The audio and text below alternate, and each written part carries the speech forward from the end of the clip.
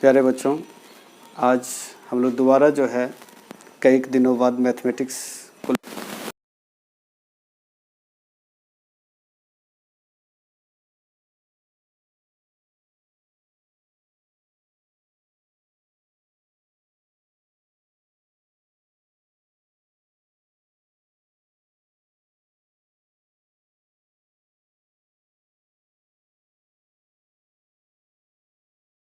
इसके अलावा हिंदी भी जो साहित्य है वो आपको मिल रहा है। लेकिन आज से हम लोग शुरू कर रहे हैं मैथमेटिक्स, जो 10वीं कक्षा का, चूँकि विशेषकर जो 10वीं कक्षा के बच्चे हैं उनको जो है गणित की आवश्यकता पड़ती है। और अभी कोरोना के कारण जो है संस्थान सभी बंद है, वो हमारा संस्थान हो या कहीं भी, तो बच्चे परेशान है कि कैसे क्या करें ना करें, पढ़ाई जो है पूरी तरह से नहीं हो पा रही है। तो मैं आपको विश्वास दिलाना चाहता हूँ कि आप लोग अगर हमारे संस्थान से इसी प्रकार से जुड़े रहेंगे तो आपको हर दिन जो है अपडेट वीडियो भी मिलेगा, और आपका जो कोर्स है वो हम लोग धीरे धीरे करके समय से पर ही, और या क्या है, समय से पहले ही हम लोग समाप्त कर देंगे। इसमें टेस्ट वगैरह का भी हम लोग अरेंज। तो आप जो भी बच्चे घर बैठे हुए हैं, घर में रहें, सुरक्षित रहें, अपने परिवार के साथ रहें। सुरक्षा भी जरूरी है, तो सुरक्षा के साथ हम लोग शिक्षा को प्राप्त करें। तो चाणक्य परिवार को से जुड़े रहें। चाणक्य स्टडी पॉइंट जो आपका चैनल है, यूट्यूब चैनल, उसको आप सब्सक्राइब करें और उसको अधिक से अधिक वीडियो को शेयर भी करें, देखें भी। तो आज हम लोग जो एक चैप्टर लेकर के 10th का आए हैं वो है समांतर श्रेणी, जिसको अर्थमेटिक प्रोग्रेशन कहते हैं। ये आपको लेसन 5वां है, वो NCERT हो या KC सिन्हा हो, इसमें आपको 5वां लेसन में ये मिलता है। हम लोग इस वीडियो में जो है KC सिन्हा से जो चैप्टर रिलेटेड है उसको देखेंगे। NCERT हम लोग कई वीडियो NCERT का हम लोग को चैनल पर उपलब्ध है, आप देख सकते हैं। लेकिन ये KC सिन्हा का वीडियो इसलिए बनाया जा रहा है क्योंकि इसमें आप लोगों का डिमांड भी है। कई बच्चे ने फ़ोन किया कि सर KC सिन्हा का हम लोगों को सॉल्यूशन चाहिए, तो आपको KC सिन्हा का पूरा सॉल्यूशन मिलेगा। एक एक प्रश्न को हम लोग सॉल्व करेंगे, और अगर फिर भी दिक्कत हो तो आप लोग जो है हमसे मैसेज पे, व्हाट्सएप मैसेज पे आप हमसे पूछेंगे, उस डाउट को भी क्लियर करने का प्रयास करेंगे। तो आज हम लोग पहले बात करते हैं समांतर श्रेणी का। समांतर श्रेणी है क्या, इसका अगर हम लोग इंट्रोडक्शन देखेंगे तो क्या है इंट्रोडक्शन।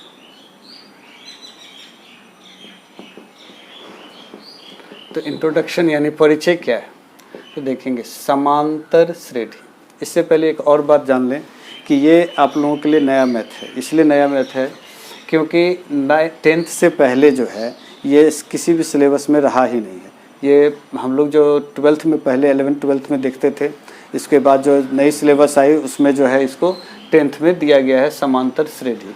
तो 10th के बाद अगर आप जाते हैं 11th 12th में मैथ लेते हैं तो वहाँ पर आपको AP + GP मिलेगा। इसी को समांतर श्रेणी को ही शॉर्ट फॉर्म में AP कहते हैं, अर्थमेटिक प्रोग्रेशन। और इसी में एक और हम लोग पढ़ेंगे हायर क्लास में GP, ज्योमेट्री प्रोग्रेशन। वैसे थोड़ा सा इंट्रोडक्शन मैं GP का भी यहाँ पर दूंगा, लेकिन AP को हम लोग पूरा सॉल्यूशन देखेंगे। तो सबसे पहले तो इसका इंट्रोडक्शन जान ले, परिचय जान ले, या परिभाषा समझ ले कि समांतर श्रेणी है क्या। अब ज़रा ध्यान से देखेंगे कि ये क्या है, 2 लाइन है, और इन दोनों लाइनों को कहा जाता है कि P और Q, सॉरी L और Q, तो L समानांतर Q। तो ये समानांतर का चिन्ह है, जो आप पढ़े होंगे ज्योमेट्री में। तो ये समांतर का चिन्ह, तो समांतर रेखा इसको कह रहे हैं।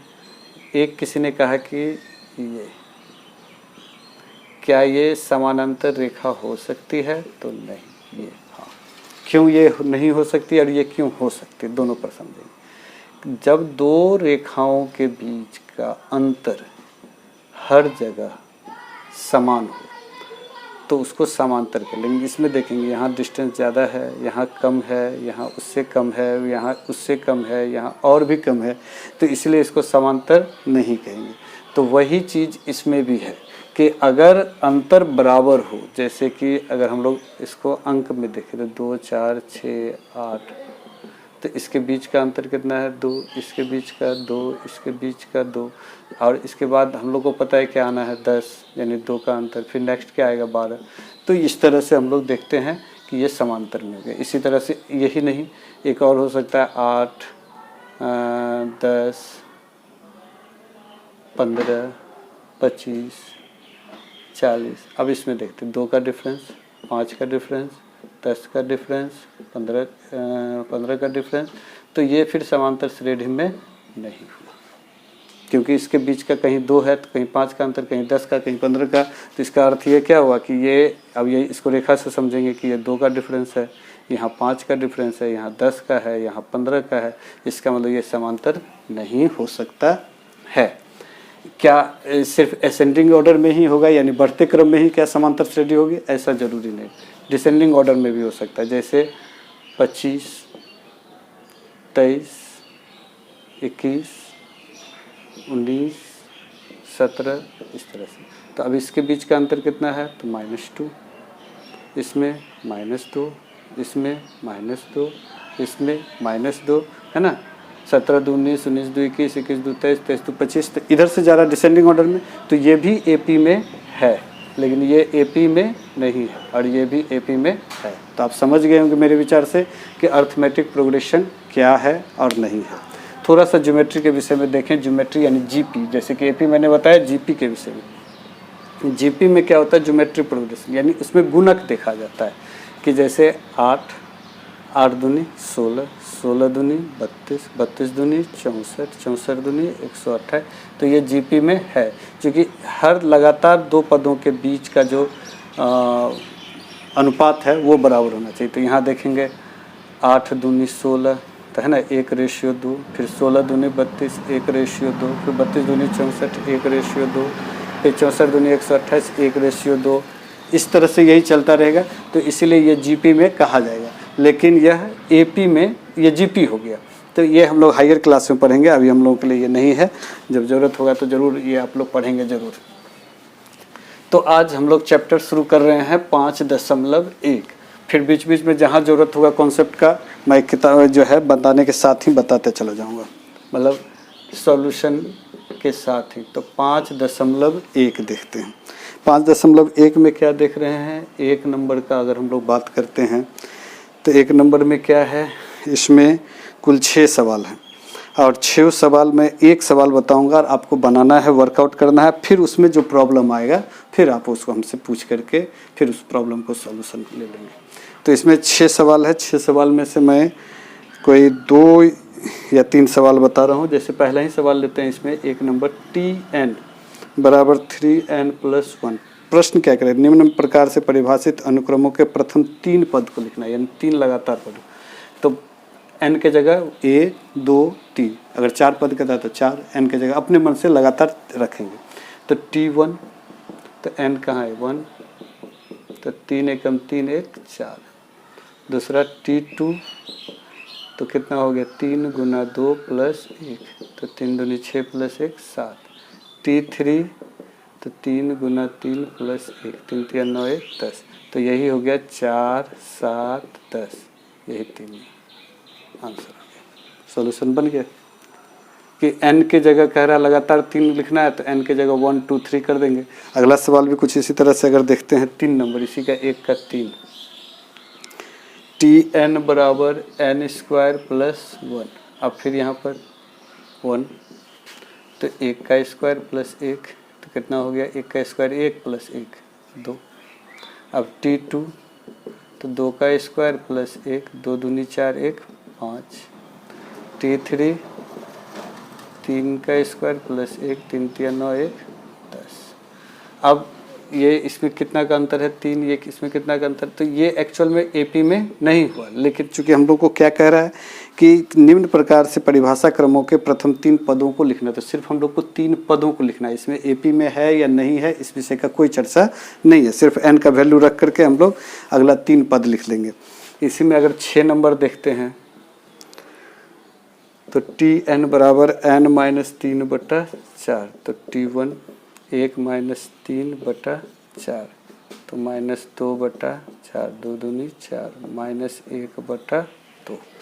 अब यहाँ पर T2 रखते हैं, तो 2 - 3/4, तो -2 में 3 में से 2 गया तो -1/4। T3 तो 3 माइनस 3/4 यानी 0/4 मतलब 0। तो इसका 3 पद क्या क्या हो गया, -1/2 -1/4 0। तो यही आंसर हो गया। तो इस तरह से जो है हम लोग पहला 6 सवाल में से मैंने 3 सवाल बताया। आप लोग अगला जो है 3 सवाल बनाएंगे, फिर प्रॉब्लम आएगा तो आप हमसे पूछेंगे। नेक्स्ट 2 नंबर सवाल देखते हैं।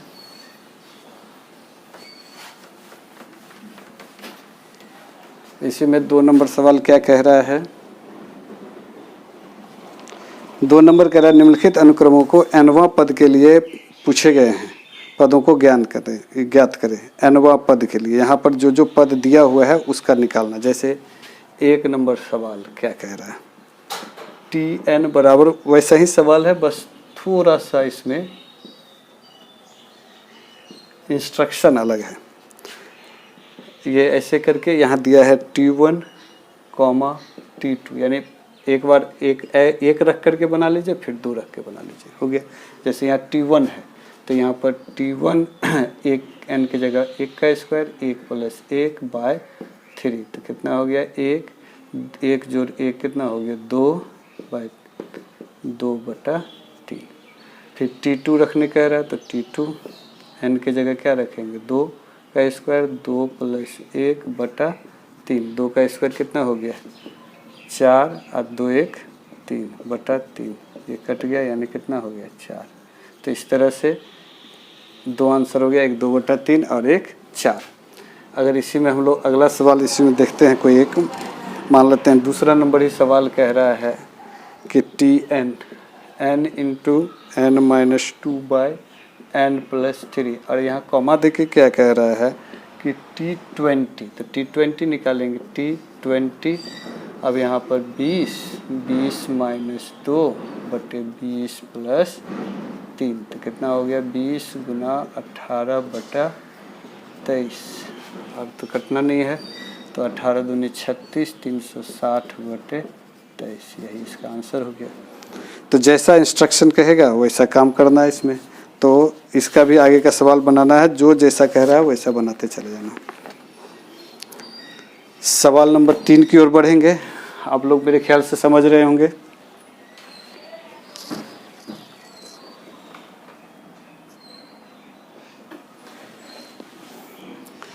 सवाल नंबर 3 देखते हैं।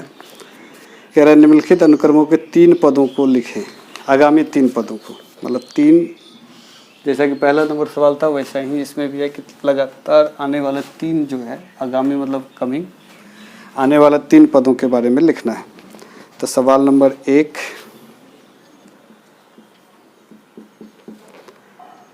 T2 बराबर 2, तो Tn बराबर Tn - 1 + 1, और यहाँ इंस्ट्रक्शन ये है कि n > 3 या इक्विवेलेंट 3, यानी जो है n का जो वैल्यू है वो या तो 3 से बड़ा लें या 3 के बराबर लें। तो ठीक है, 3 के बराबर अगर लेते हैं तो 3 - 1 + 1, तो क्या हो गया 3 में से 1 घट गया, कितना हो गया 2 + 1। T2 का वैल्यू कितना दिया हुआ है 2, तो यहाँ 2 + 1 कितना हो गया 3। ये T3 का वैल्यू निकल गया। 3 पद का निकालना है तो 3 पद देखेंगे, एक पद निकल गया। दूसरा, चूँकि यहाँ पर n का वैल्यू जो है हमको 3 से ज़्यादा लेना है या 3 के बराबर, तो 3 के बराबर तो ले लिया। अब n यहाँ पर लिख भी सकते हैं n = 3। अब यहाँ पर T3 रखें, 3 - 1 3 - 1 + 1, 3 में से 1 गया 2, T2 आ गया। T2 का वैल्यू कितना है 2। तो इस तरह से अब अगर हम लोग n = 4 रखते हैं तो T4, फिर यहाँ क्या हो जाएगा Tn - 4, 4 - 1 + 1, तो कितना हो गया T3 + 1। T3 कितना निकला 3, तो 3 + 1 यानी 4। ठीक है, कितना आसान है। फिर अगर हम लोग चले अगला 3 पद लिखना है तो n बराबर कितना रखें आप 5, तो T5 बराबर T5 - 1 + 1, T5 - 1 कितना हो गया T4 + 1। T4 का वैल्यू कितना है 4 और +1 5। ये T4 हो गया, ये T5 हो गया। तो लगातार T3, T4, T5 जो है आगामी निकाल दिए। तो इस तरह से ये बहुत ही सरल है। अगला सवाल की ओर अगर बढ़ते हम लोग, इसमें 2 सवाल है, दोनों ही सवाल बता देते हैं।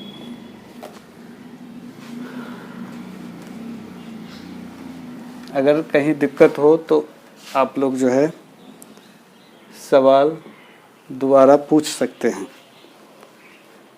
अगला है T1 बराबर 3 और Tn बराबर 3 इंटू Tn-1 प्लस 2। और यहाँ है कि सभी n ग्रेटर देन 1, यानी n ग्रेटर देन 1 ये रख सकते हैं। तो 3 पद लिखना है, n ग्रेटर देन 1 तो क्या होगा 2, तो T2 3 2 माइनस 1 प्लस ये प्लस है प्लस 2 तो T1 प्लस 2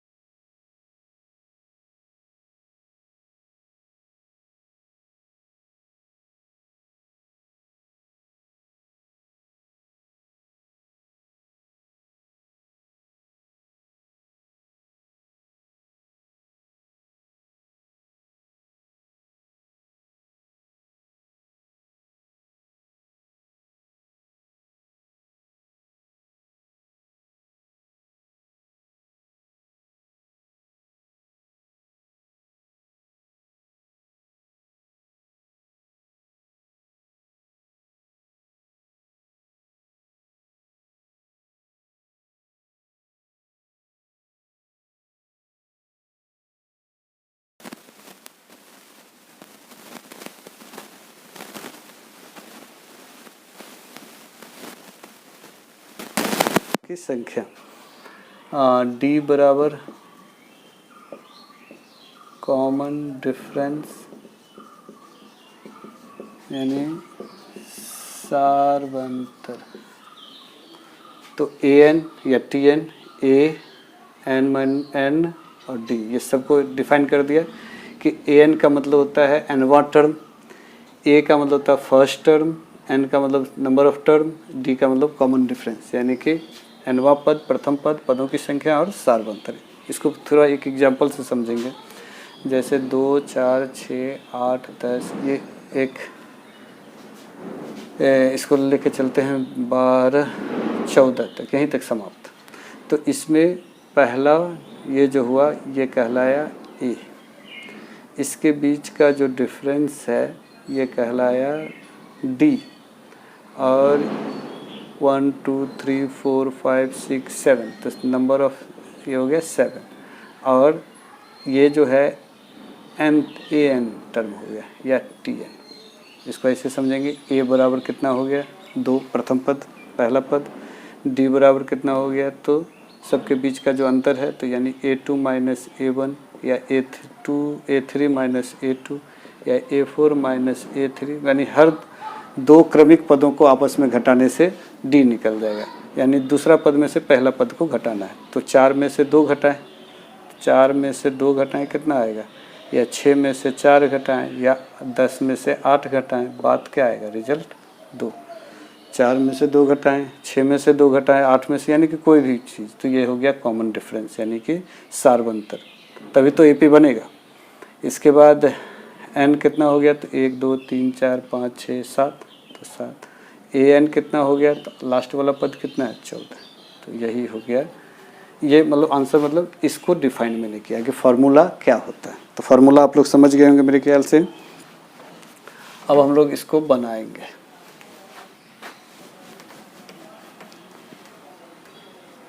अब है चूँकि पहला 4 पद को लिखना है, तो सबसे पहले तो फार्मूला फिर से लिखेंगे, चूँकि an बराबर a plus n minus 1 into D. तो पहला तो a के जगह पर भी क्या रखेंगे 1, n के जगह 1 और d के जगह 1, तो क्या हो गया 1, ये तो 0, पहला पद ये हो गया। फिर a2, तो a के जगह पर 1, n के जगह 2 माइनस 1 और डिफरेंस 1, तो 1 2 में से 1 घट गया, कितना हुआ 1, 1 गुना 1, 1 जोड़ 1 यानी 2।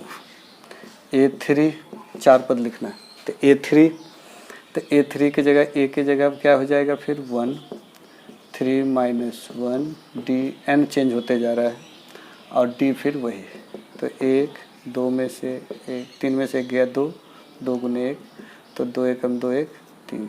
a4 तो a plus 4 minus 1 into 1, 1 plus 3 गुना 1 3 यानी 4।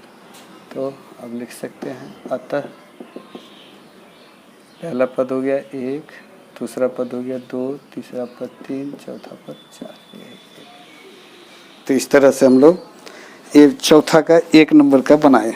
और भी इसमें सवाल है, उसको भी मैं बता रहा हूँ बारी बारी से। ये 1 नंबर का था, आप लोग समझ गए होंगे। दूसरा सवाल से भी थोड़ा समझ में आएगा। इसी का जो 2 नंबर सवाल है वो क्या कह रहा है। 2 नंबर सवाल a बराबर 3, d बराबर 0। तो चूँकि an बराबर a plus n minus 1 into D, तो a के जगह क्या रखेंगे 3, n के जगह 1 माइनस 1 इंटू डी 0, तो ऑलरेडी है, तो 3, ये तो 0 हो गया यानी 3। तो पहला पद क्या हो गया 3, तो पहले से ऑब्वियसली दिया भी है। ओहो, हम लोग को नेक्स्ट एपी के प्रथम 4 पद, कोई बात ठीक है। a2 बराबर, तो a के जगह तो a ही रखना है, यानी कि 3 रखना है, n के जगह 2 माइनस 1 और ये 0, तो 3 2 में से 1 घट गया, क्या हो गया 1 0, तो ये फिर 0 ही होगा, यानी 3 ही होगा। a3 की बात करते हैं, ये तो एपी में होगा ही नहीं, चूँकि कॉमन डिफरेंस, सॉरी एपी में है भी और नहीं भी है, चूँकि कॉमन डिफरेंस क्या है 0, तो संख्या तो बढ़ेगा ही नहीं। फिर देखते हैं 3 plus 3 minus 1 into 0, common difference तो है ही नहीं, तो ये हो गया 0 यानी 3। मेरे ख्याल से ये सिर्फ इसी तरह का है, तो ये हो जाएगा। इसके बाद इसी का 3रा नंबर सवाल देखें। 3रा नंबर क्या कह रहा है। 3रा नंबर है a बराबर 10, d बराबर भी 10। अच्छा, a बराबर 10, d बराबर 10। तो प्रथम पद तो a1 बराबर क्या हो गया a प्लस सॉरी an बराबर an माइनस 1 इंटू, तो फार्मूला हो गया। तो a1 a की जगह क्या रखें 10, 1 माइनस 1 गुने 10। पहला पद तो खैर वही होगा 0 गुने 10 यानी 10, तो पहला पद हो गया ये।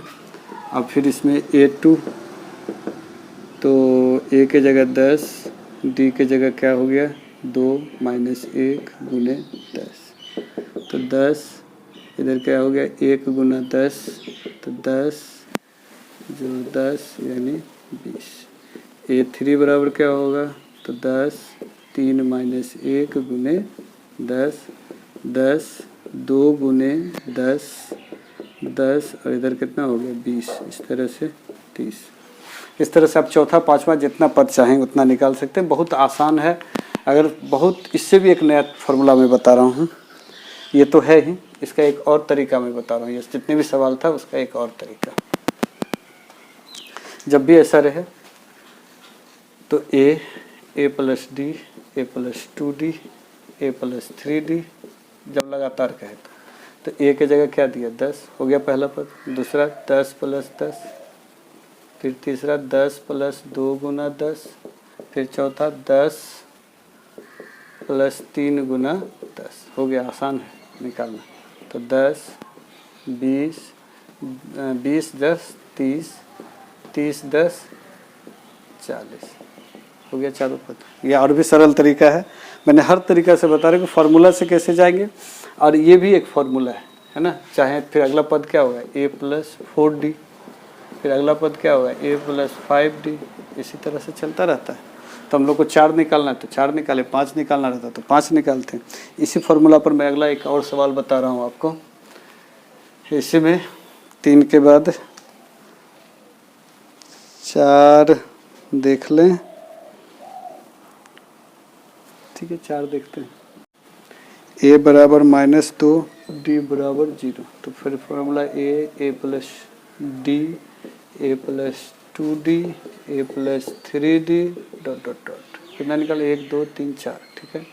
तो ये -2 हो गया, चलो ठीक है। -2 प्लस 0, -2 प्लस 2 गुना 0, -2 प्लस 3 गुने 0। तो अब यहाँ क्या होगा -2 -2 -2 यही आते जाएगा, क्योंकि सब यहाँ क्या होगा 0 में जो वही होगा, 2 से गुना करेंगे 0, बात वही होते चला जाएगा। तो इस तरह से हम लोग चौथा नंबर सवाल भी देखा, चौथा का 5वां नंबर सवाल भी देख रहे हैं। 5वां नंबर सवाल,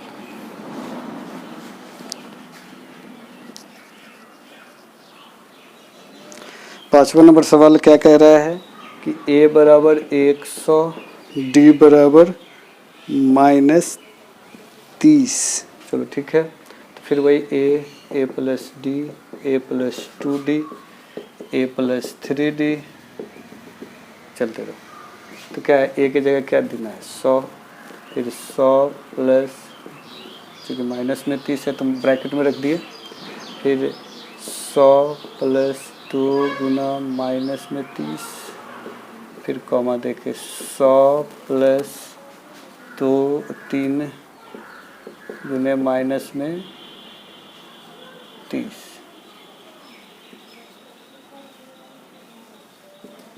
ये इस तरह से चलता रहेगा। हम लोग उसको फार्मूला जो पिछला बार बताया तो उससे भी बना सकते, उसको भी दिखा देते हैं।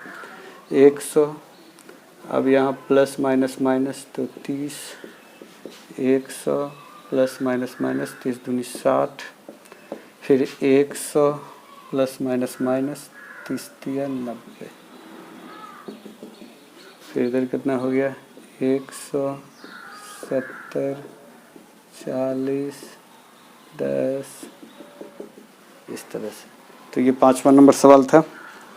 इसी तरह से 6ठा 7वां और 8वां भी मैं बता देता हूँ। इसमें कुल 7 सवाल है और 7 सवाल हम लोग देखेंगे, मतलब 4 में 8 सवाल है, टोटल 7 सवाल है।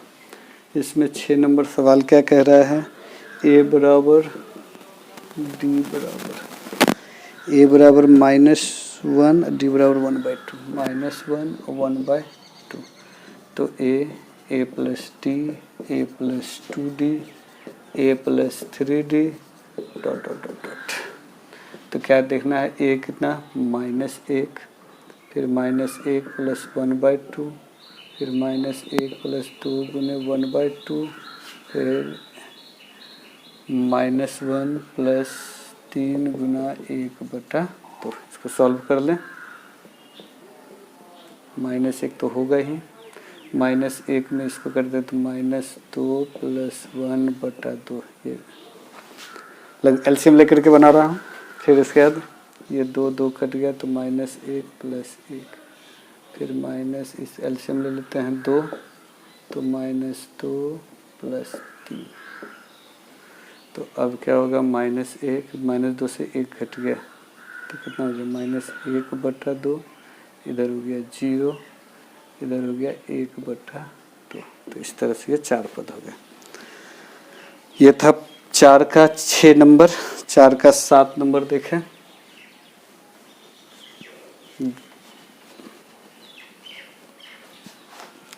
चार का 7 नंबर। 7 नंबर क्या कह रहा है, 7 नंबर कह रहा है a बराबर 7 माइनस में और d बराबर भी -7। तो फिर भाई a plus D, a plus 2d, a plus 3d dot dot dot. तो a की जगह -7, फिर -7 प्लस फिर -7, फिर -7 प्लस 2 गुना -7, फिर -7 प्लस 3 गुना -7। तो कितना हो गया ये, -7 -7 प्लस माइनस माइनस 7 दूनी 14, -7 प्लस माइनस माइनस 7 तिया 21। तो कितना हो गया, -7 -14 -21 -28। इस तरह से ये भी 4 पद हो गया। और चौथा का आखिरी सवाल, आखिरी सवाल है 8 नंबर।